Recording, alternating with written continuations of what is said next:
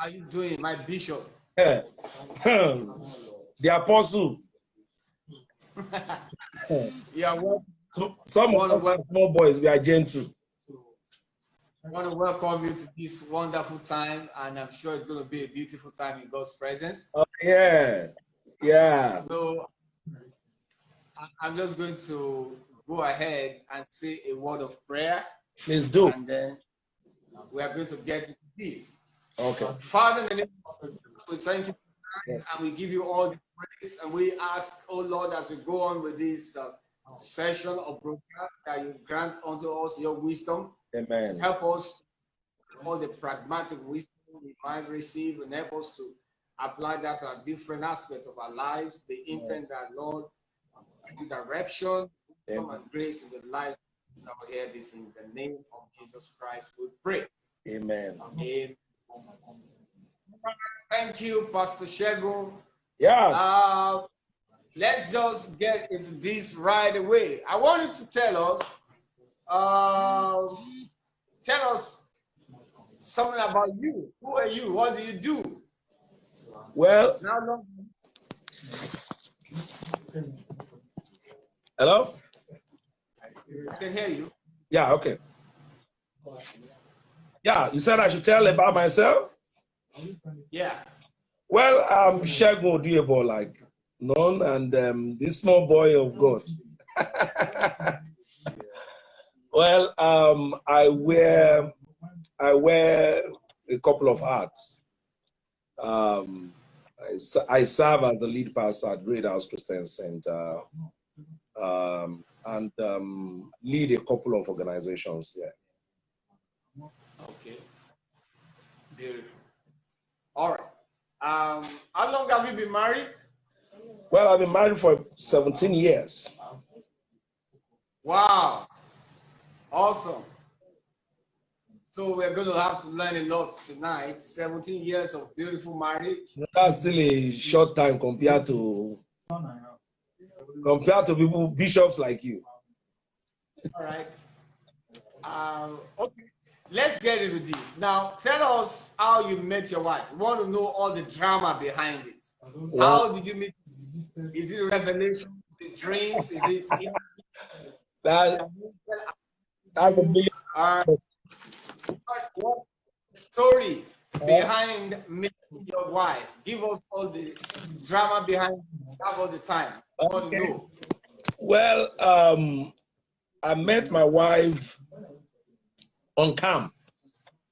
We went for NYSC, and earlier God asked me to be on camp site the day they are opening the camp. And so I got in the day that they were opening a day before they opened the camp. And so the morning that they were opening the camp, I was opening with them.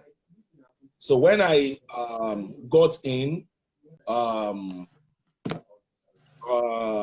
started, unfortunately, unknown to me, that the NYC director of the state at that time had an issue with PTF. So for that reason, he said they should not have activity on the camp. So I was led by God to start a Christian fellowship, Christian gathering on the camp. So we started doing prayer, early morning prayer. I remember those days I would say, my regular phrase is, good morning, Christian brother, Christian sister, it's time to pray. So they would join me to pray. And while we were doing that, one of those days, God opened my eyes to see and said, what if that's your wife? And because I was really consuming what I was doing, and of course there are many other sisters around, I didn't discuss it with her. I was just busy till. So when we finished, coincidentally we were taken to the NCCF family house. So we were together in that house. And that particular day, overnight, I was praying. So I decided to pray and walk the environment. Of course, most people have slept. Behold, here was this sister. She was not sleeping. She just sat up somewhere and was also praying. So I said to her, "I'd like to see you." So later in the day, I decided to see her, and then I told her what was on my mind. And good enough, she felt the same way. Incidentally, she felt while I had that thought in my heart. He said the Holy Spirit also ministered to her and said, "What if that's your husband?" And she rejected it in her mind for a while. All that we were still on the camp, and we had not talked. And she said she rejected it. Gave God several excuses, and God said all of those things were excuses. And good enough that God had done that, because by the time I would come to her, it would have been difficult. If God. Wow. Awesome. So between the time you asked her out and when she gave you a final yes, how long was it? Well, I think that was about a week or so. A week. That's about a week thereabout. Wonderful, wonderful. All right. Now you have some boys. You have 3 boys. Very soon there will be wedding ceremonies here and there. Okay. Now, assuming you want to talk to your boys. Yeah. That when it comes to marriage, this is the kind of woman you have to go for. Okay. These are the things not compromise. Yeah. These are the things ensure that quality must look out for in a woman. Yeah. So if you have to advise them, those things you are going to tell them. Wow. That's a great question you are asking me. But anyway, I'll start this way. If I'm to advise any young person when it comes to marriage, I would say first thing is that make sure that when you are deciding for a woman, you are deciding for a woman who can hear God or who has a relationship with God and who is in a terrain that it will be easier to hear God. I have found out that my wife's ability to hear God solves a lot of problem for me. But of course, I understand that it's not every woman or every lady that gets to that maturity of being able to hear God for themselves. But that would be my first advice, that, okay, if the person can hear God, it solves problem. Now, if the person cannot hear God by herself, the person should be within the confines or within a setting that hearing God is not difficult. Because from my experience, the journey of my life has been quite complicated. I've had the ups and downs, all kinds of things. If my wife isn't a woman who can hear God, then I would have a lot of problem in my life. So that would be my first advice, that go for a woman who can hear God. Number 2, I will also say that go for a woman who has some measure of value to add. For me, this is very important because, you see, I see a lot of people get into marital relationship with men, with women who cannot add value to them. So the woman must be able to add value to you, and it should be a non-compromising thing, because if the woman cannot add value to you, it's going to be imbalance. There are aspects of your life that you need a woman who has the capacity to be able to make contribution into your life. Otherwise, you'll be carrying a lot of load.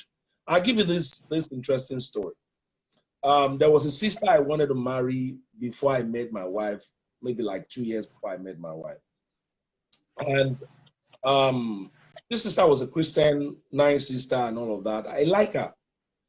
But God then told me, he said, look, God was already telling me through different signals that that's not going to be my wife. And then I began to argue with God, okay, Lord, if you make her my wife, if you sanction, the way we try to actually twist God's hand. God, if you make this person to be my wife, then, I will do this, I'll do that, and all of that. And then one day I was praying, and then God said, look up, have you seen a man going to the top of the mountain who carries heavy load?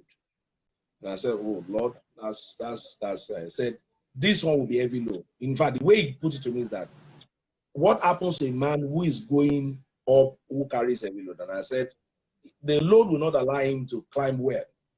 And so he will not get to where he's going. God said, that's exactly what happens. He said, the journey I'm taking you, this person is an heavy load. You will not be able to get to where I'm taking you to. And looking back now, I am grateful to God that I didn't go that way. You know why? That sister, I would have done a lot more for the sister than she will be able to do in my life. So I think it's good for, I will advise any young man to say, first look at your life and consider the journey that God is taking you. If you have a glimpse of it, and go for a woman that can add value to you in that journey.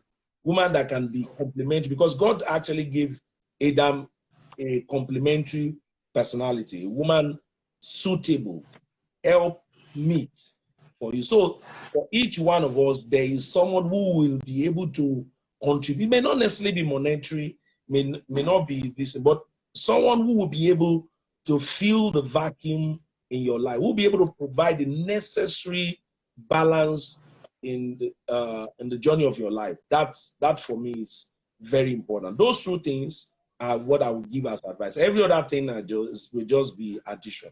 If the person can get someone who can hear God, or who is within a setting that hearing God is not difficult for her, to someone who can add value appropriately.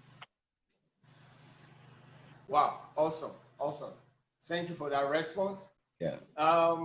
Let me ask this. As a pastor, yeah, why is it important for a young pastor to ensure he marries somebody who is ministry conscious? Why is it? You have asked a big question. Anybody who is going to ministry must marry a woman who is ministry conscious. Otherwise, that young man is going to have a lot of problems. From experience, gleaning from experience, I have found that is one factor that helps you. You know, the reason being that when you are in ministry, you are actually like a clay in the hands of the potter. And he molds anything with you. He does anything he likes with you. There may be times he will allow you to go hungry. And the hunger that you are going through is not because of you. It's because he wants to bring out a lesson that will teach somebody maybe in 10 years' time, in 5 years' time, in 4 years' time. But you need to go through, you know, somebody said this and I agree with him. He said, ministry is sweeter when we have passed through the experience of it. The mess that you have not gone through, the message is not stronger in your mouth. It is the mess that you have gone through that the message is conk. Because then you can speak with passion, you can speak with assurance, you can speak with some measure of tenacity, so that whatever you say then can carry weight before those who will hear. Because you are no longer now teaching theory, neither are you talking about theory. Let's check all the men in ministry that Bible showed us. You will find out that there is practically none of them that God did not experiment with his life. And he experimented all kinds of things with the life of a minister. So if you now marry a woman who is not to me, that was the problem of the wife of Moses. God was going to perform an experiment with the life of Moses that his wife didn't understand. Are you following me at all now? So to marry a woman who is not ministry conscious is to actually marry someone who will be one of the reasons why God will meet you on the way to kill you. Because there are things God will want to do with your life and in your life that if your partner does not understand, the woman that you want to marry, if she does not understand, she will be the first person to whisper to your ears that what you are doing is wrong. I say it with everywhere I go. One of the greatest things that God ever did for me was to give me my wife. I'm grateful for that young lady as my gift. Reason being that there is nothing God has asked me to do, no matter how insane, no matter inconvenient it is, that she had rejected. She would just ask me and say, "Are you sure it's God?" And then when she goes to pray, she just come back and say, "Once it's God, let's go." And we have embarked on some dangerous adventures together. I mean, when I say dangerous adventures, I mean exactly what I've said. We have embarked on some dangerous adventures together, And it only will take somebody who is ministry. And what is it to be ministry conscious? To be conscious that God can decide to lead a man to do things that are not conventional. To be conscious that there is a God who can choose to say, as my servant, this is what I want you to do. There are many things we have been deprived of that we didn't have at a particular period or a particular season of our lives that my wife never really bothered, you know. And at those seasons, there are people that are our colleagues that probably had them. And it was not really an issue for my wife. So it takes a woman who is ministry conscious not to begin to drum things into your ears that are not necessarily listening.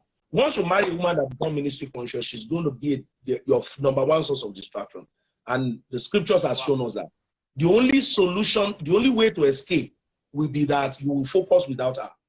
And when you say you focus without her, that gap will be there. Let's ask Eli, let's ask Samuel. That gap will always be there. Awesome. Awesome. Thank you very much for that wonderful response. Yeah. Thank you for that response. Can you hear me? Yes, I can hear you. Beautiful. I know you are conducting some studies and research on the great apostle Ayo Babalola. Yeah.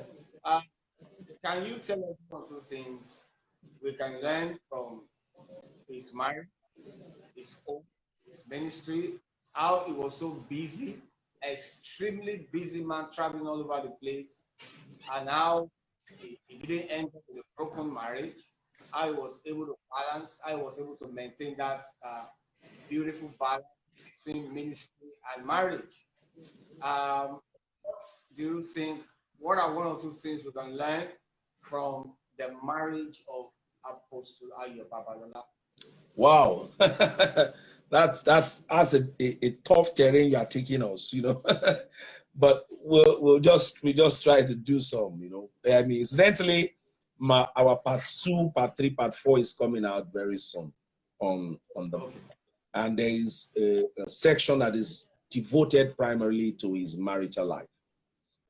Okay. Now, the interesting thing is that a lot of things that people know about him are not true, they're not correct. But let's just focus on his marital life. Men of God are not necessarily infallible. They are not necessarily idols that cannot make mistake. And the good part of it is that God picks us with all the package, both our strength and our weakness. And Apostle Ayodele Babalola, yes, was terrifically anointed of God. And no doubt God used him mightily. But there were areas that Baba didn't cross the T's and dot the I's. However, he had a marriage that was the best for him.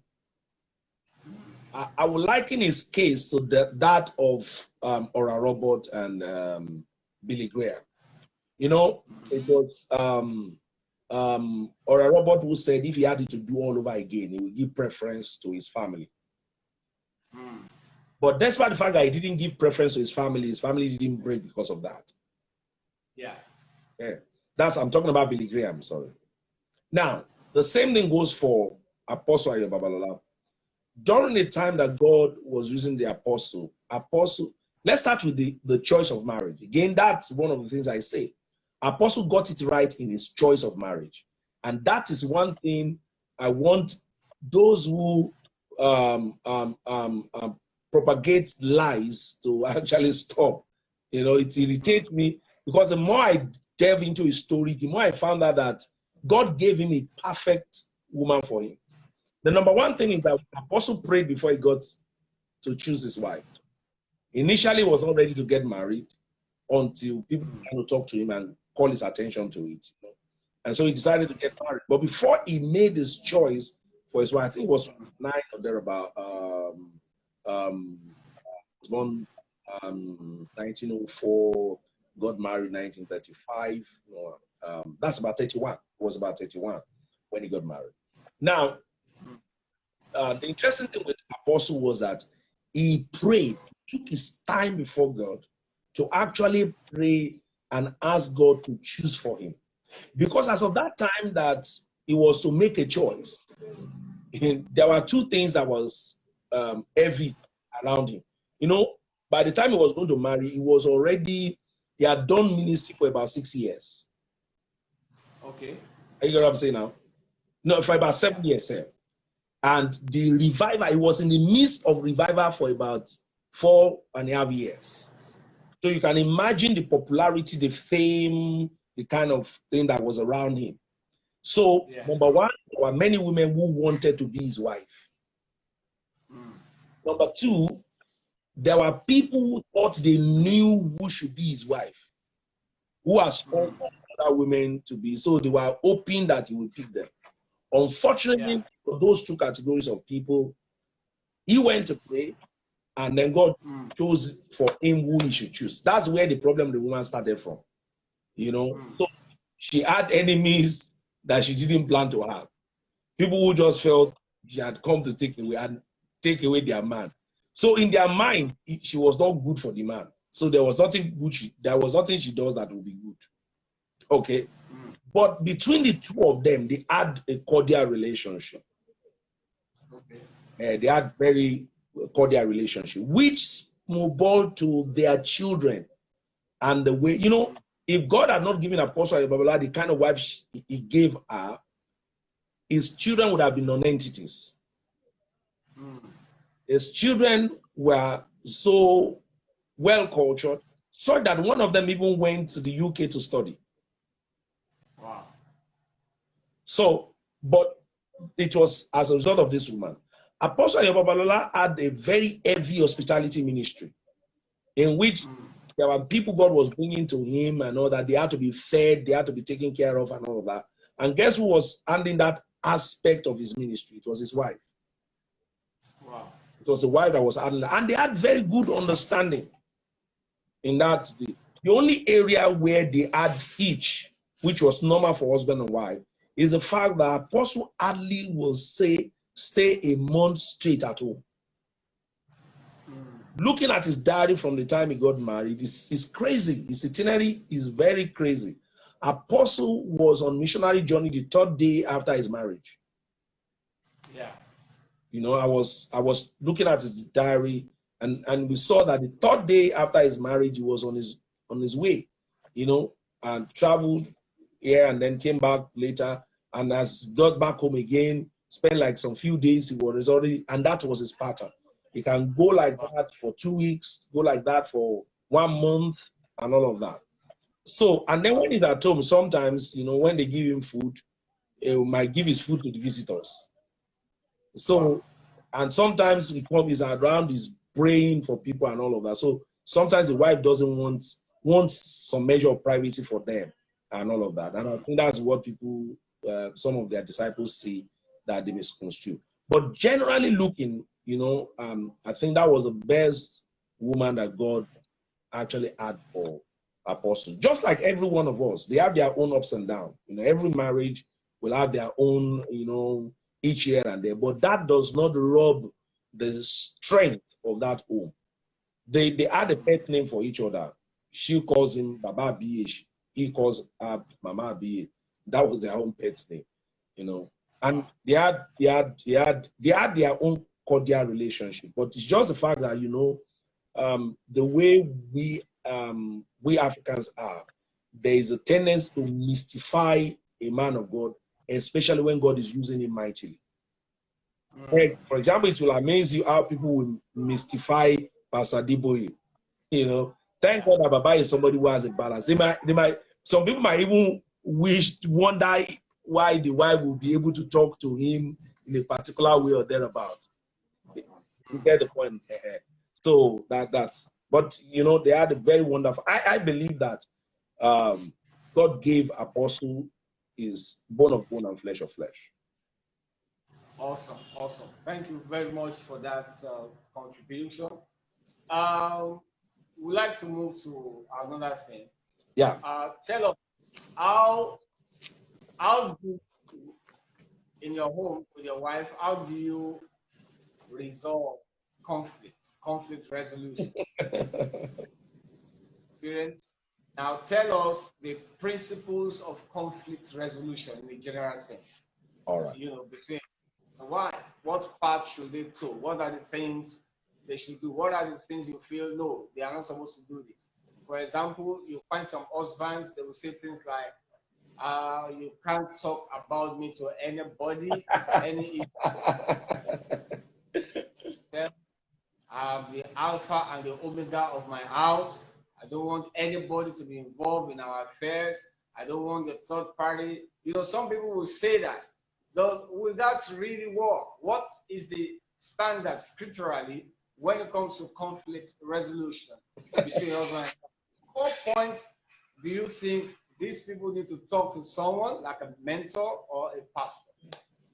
Well, I think generally I always like to advise couple, which is what we have practiced, to first have their own ground rule.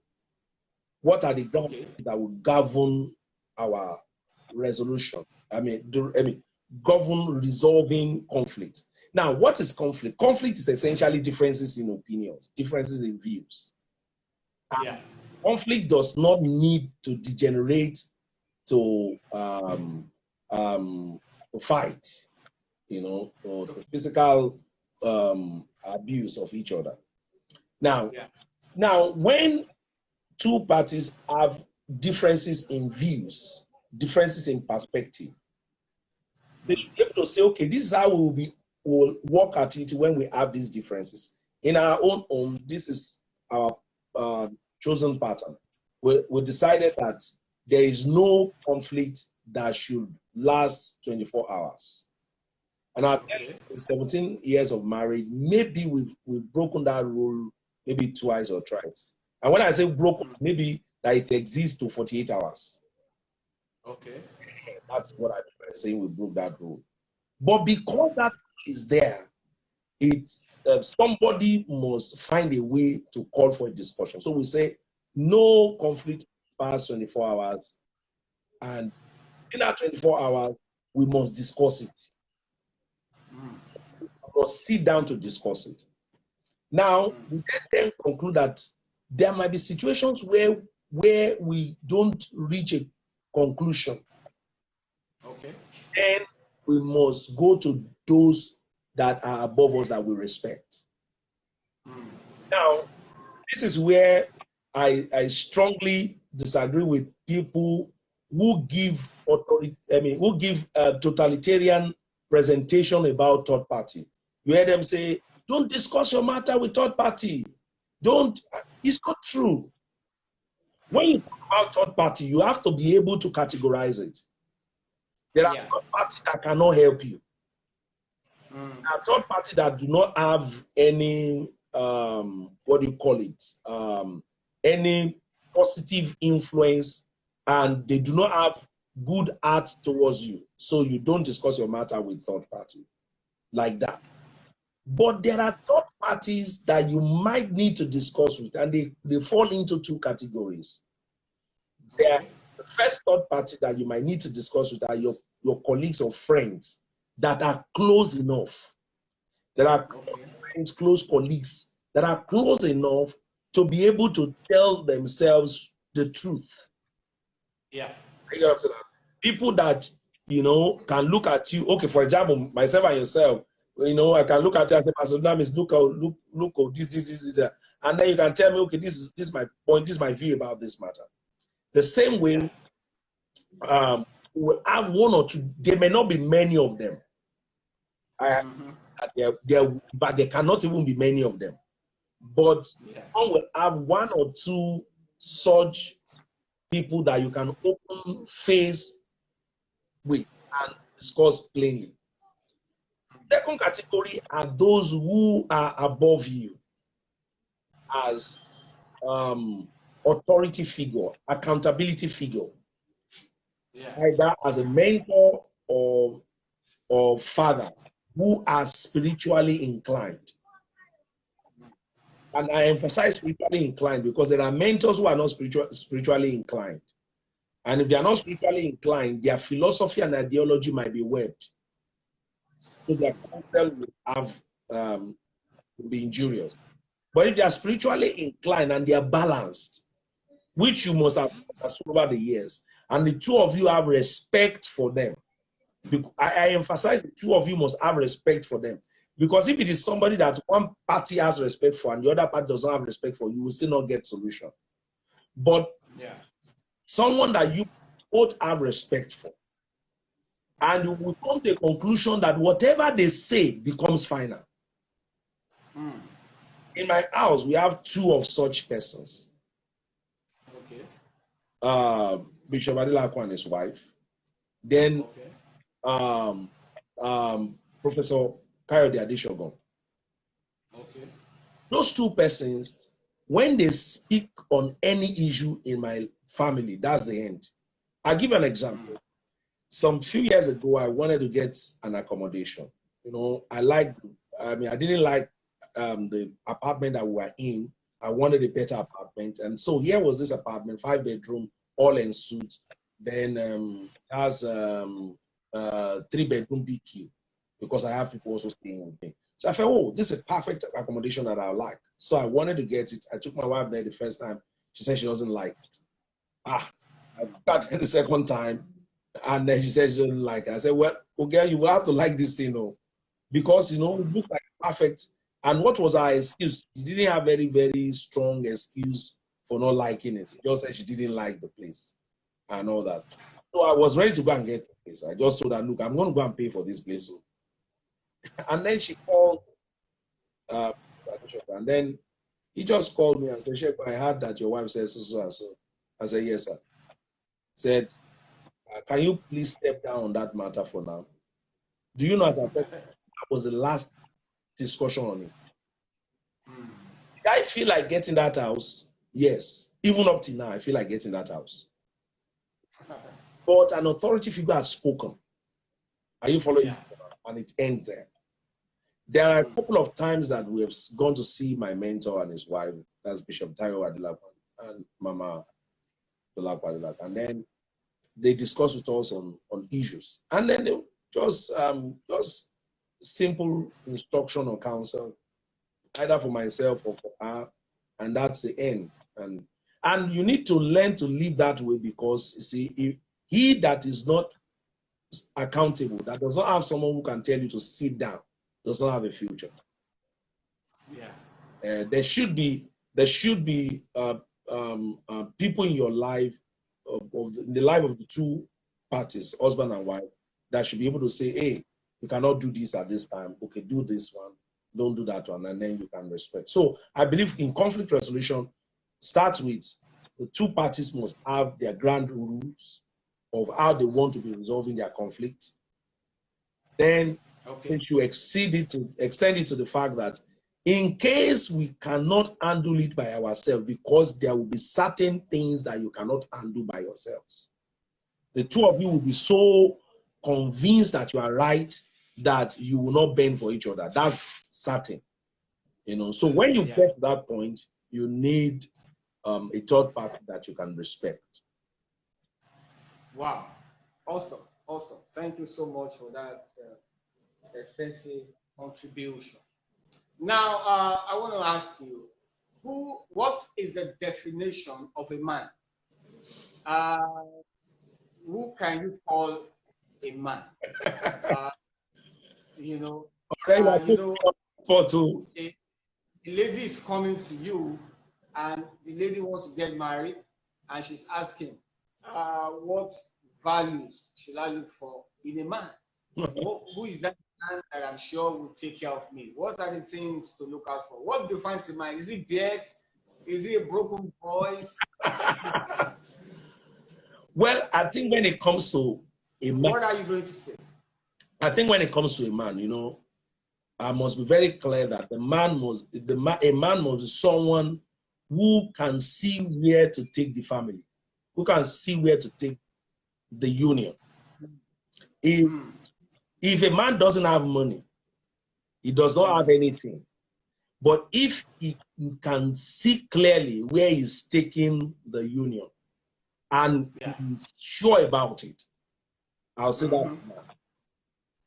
Okay. I remember when our marriage was, is it 15th or so now? 15th wedding anniversary. My wife wrote me a short piece, and one of the things that she wrote that really got me thinking really was that she said, "Thank you for actually leading this family rightly and providing leadership when it's necessary, because you always know what to do."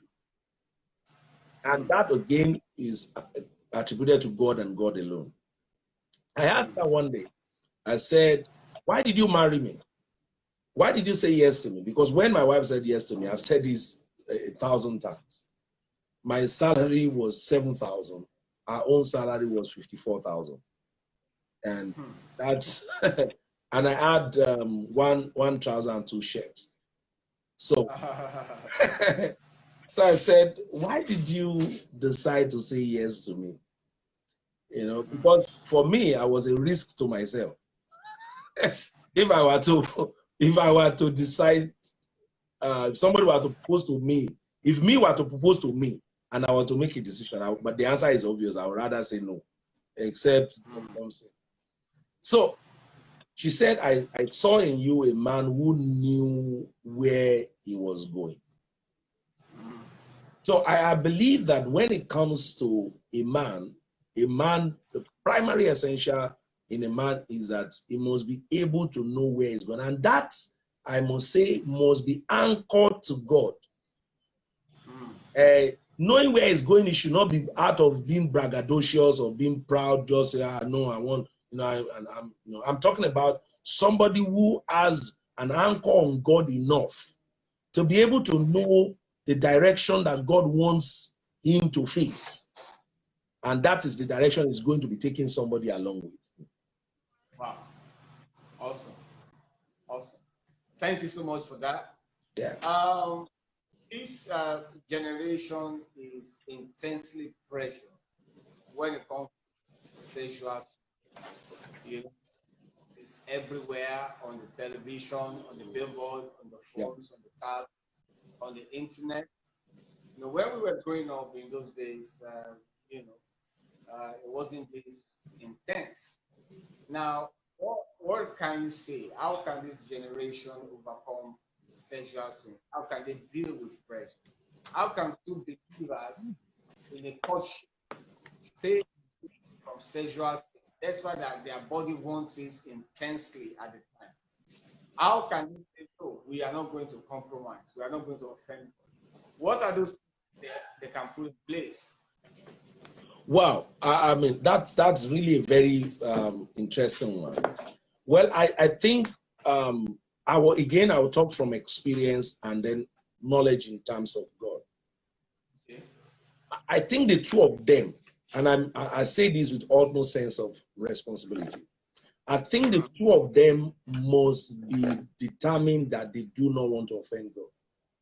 Determination, yeah. The 2 of them must have a desire to want to please God. I said the 2 of them because if it is only one of them that has that desire, the other will almost create problem because you see, the 2 of them cannot always be strong. Yeah. But the heart that the 2 of them want to please God is what will help them through. Yeah. Once the 2 of them have a desire and a determination that we want to please God, we want to do it right before God. Yeah. God will supply grace, but they will be each other's watchdog. Yeah. You know, that's how they can both now escape, because they can then remind each other, we said we are going to do this. So even when the body of one is doing this like railway, as the other said, we already promised God we are not going to do this, it will flatten out. The pressure just comes down. But if one that has that determination, the other doesn't have, what you will find out is that the one that doesn't have that determination will be looking for the time the other one is weak. And will take several seductive actions that will make the other one to fall. And I have been involved in cases like that, which you find out that, okay, this person really didn't want to do what was wrong. But because the partner is not as pure in motive as she is or as he is, that partner ensure that he or she has his way. So I believe that that is one fundamental problem that usually is there. So the two of them must have a desire that they want to please God. And I advise any young person, once you find out that the other person is not as pure in motive as you are, you might need to give a gap. Now, even when the two of you are pure in motive that you want to please God, there may be need to set some boundaries. For example, when I met my wife and we had that, we both agreed that there was not going to be sex before marriage. And we had our boundaries. And our boundaries were that I was not going to sleep in her place, she was not going to sleep in my place. When I go to her place, we had our doors. Yes, myself and herself can be alone, but in the room, but we have the door partially open. Yeah. You get what I'm saying now? Now, those things doesn't stop anything, but they serve as measures to help. Because once your heart is there, that you really want to please God, then you then find out that other factors are there. But by and large, I want to strongly counsel. Again, I'm talking from experience. When you see anybody who is seductively, strongly suggestive, I think it's wisdom to flee appearance of all evil. It might be wise to put that relationship on a pause or create a measure of distance, because there's no way you will fall. Awesome. Wow. Thank you so much. Let's talk a little bit about finances. First of all, let's talk about singles and then married couples. For the singles, here comes a brother proposing to a lady, and this brother don't have anything. Listen. Yeah. This is what you have faith. Now, how does the lady know that indeed this is a man going somewhere? Or if I follow this man, I've entered one chance.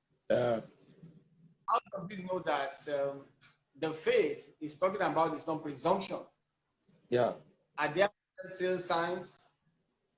Are there indications that let you know that this guy, he says he's in faith, but where I don't think he's deceiving himself?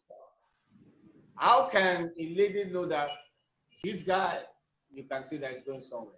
So that's on the part of the singles. For the married couples, finances. What are 1, 2, 3 things they should put in place in order to have a healthy system of finances in the family? Okay, picking the first question, you see, it's not difficult to know if a guy is standing in faith or not. The Bible says faith without work is dead. Exactly. If somebody says he's in faith, James says, show me your faith and I'll show you my work. I'll show you my faith by my works. So if somebody says he's in faith, you will see by activities that that person will be doing. You will see that the person will be busy. A man of faith is a busy man. You know, the Lord was showing me something this morning about faith.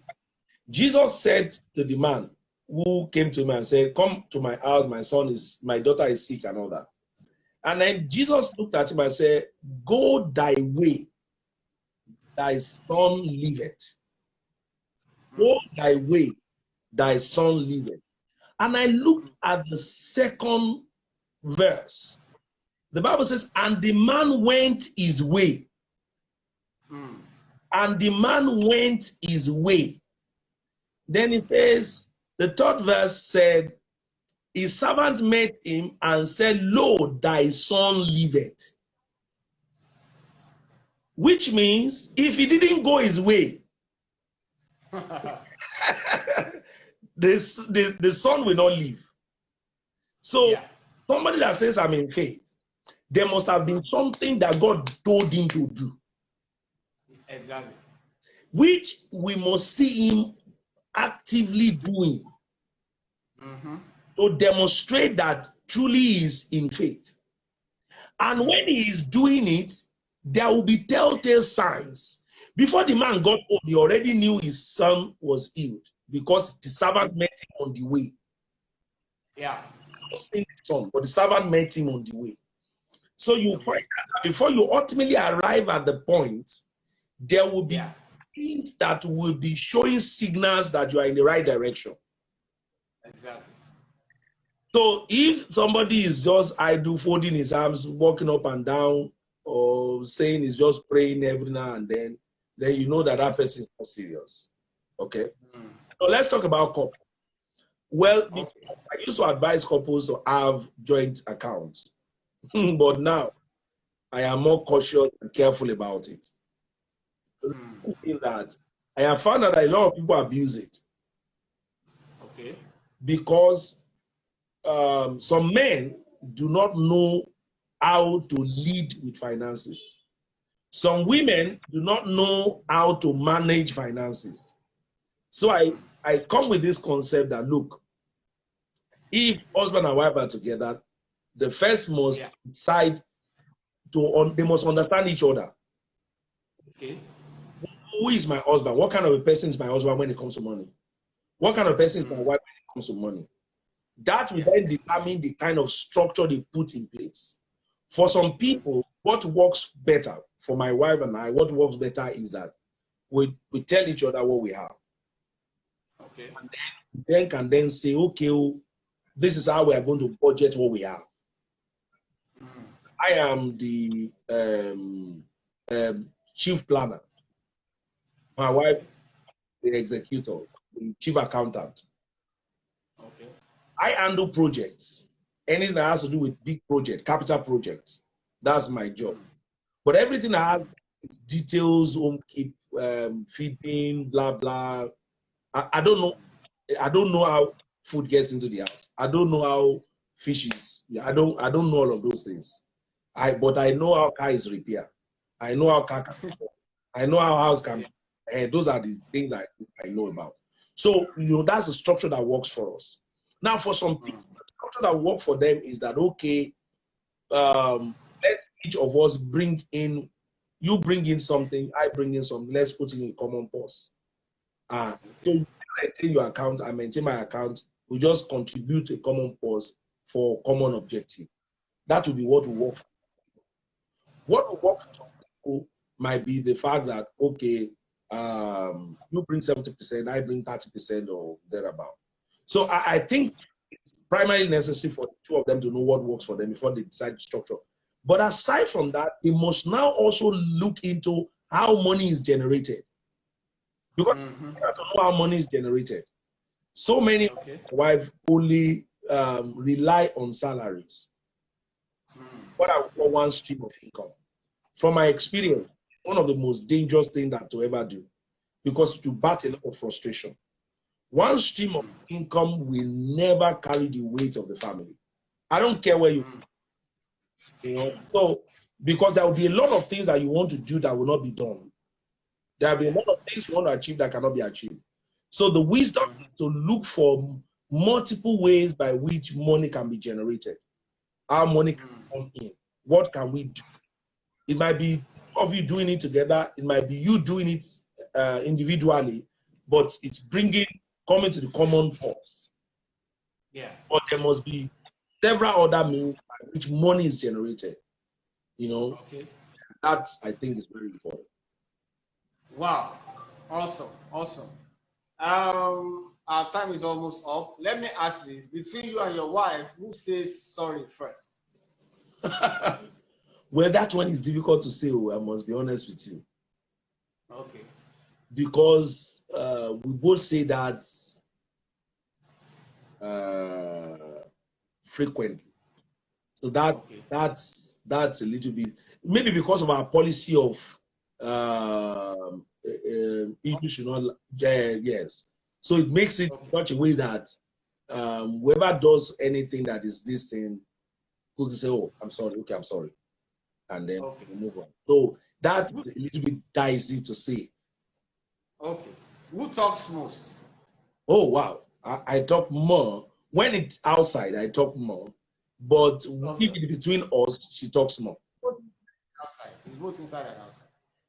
Well, that's why I said, you see, if it is myself and herself, she talks more. Oh, okay. If it is outside, I talk more. You know, when we are together, she talks more, so that sometimes I'm like, oh God, where will you finish talking? But all right. So looking back over the years, we've been married for 17 years, and we thank God for God's faithfulness. What would you say number one quality you thank God for in your wife? Like, this one thing I just appreciate God. I mean, it's just the best thing that happened to me. What would that quality be? Our ability to hear God. To hear God, okay. Yeah, it's the greatest quality I thank God for. Because what is our primary way of hearing God? Visions, dreams, inner witness, circumstantial leading? Most often, inner witness, okay. Inward voice. Okay, so most of the time, she will have heard God, and then she will just confirm what is in your heart. Yes. Awesome. Yes. Awesome. I remember some time ago, God told us to give our car, and she was the one using that car at that time. And then God spoke about it. And it was one of the most difficult time period of our lives. And how do I explain to her, and all of that? And I remember when I told her, she busted into tears. But for the end of that night, God spoke to her. He just came back and said, it's done. Wow.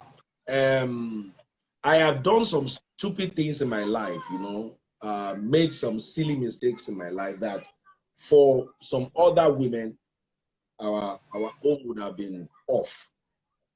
But our ability to hear God also saved the day.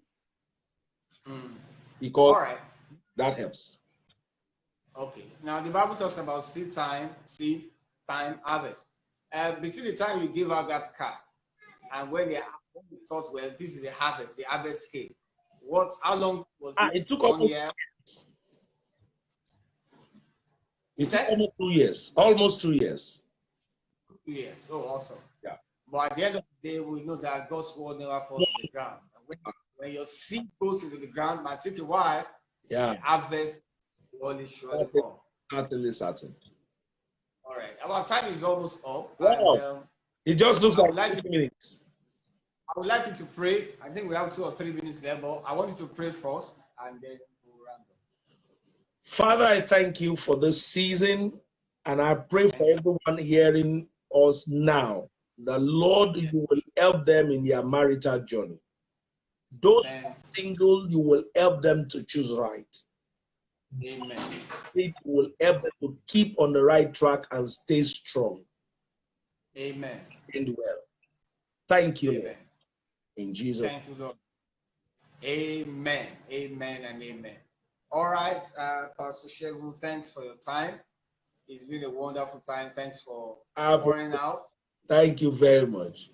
To your beautiful wife. I'll do. Tell her we appreciate her for releasing you, for all of you.